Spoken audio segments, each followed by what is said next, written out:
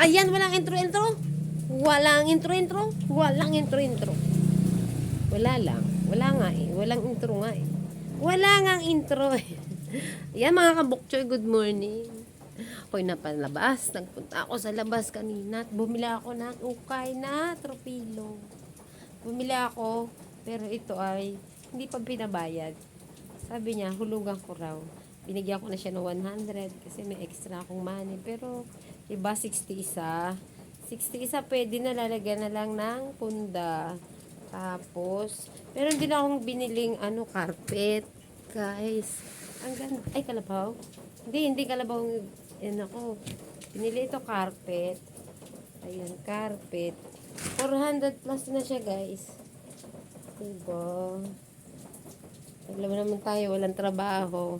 Pero yun ay hulugan. 430 lang naman yun, guys. Hindi, mahal na rin yun. 430 kasi, pag gusto mong mahiga, pwede siyang mahigaan. Diba? Oh.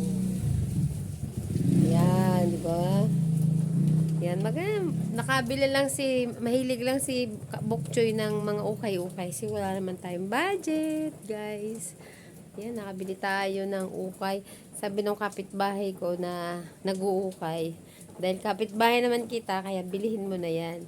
O iuwi mo na. Inuwi ko na. Mga kabukchoy, alam nga naman, sinabi niya sa akin na iuwi ko na. Kaya, ayun, meron tayong bagong tropilo. Maganda naman to, di ba?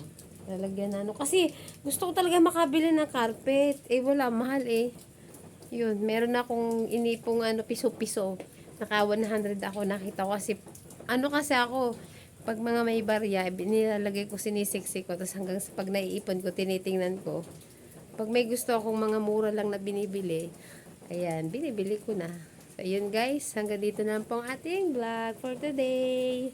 Ang ukay na tropilo at carpet. Nakabili tayo. Yun guys. Thank you for watching. Like and share, comment lang. Bye-bye. God bless us.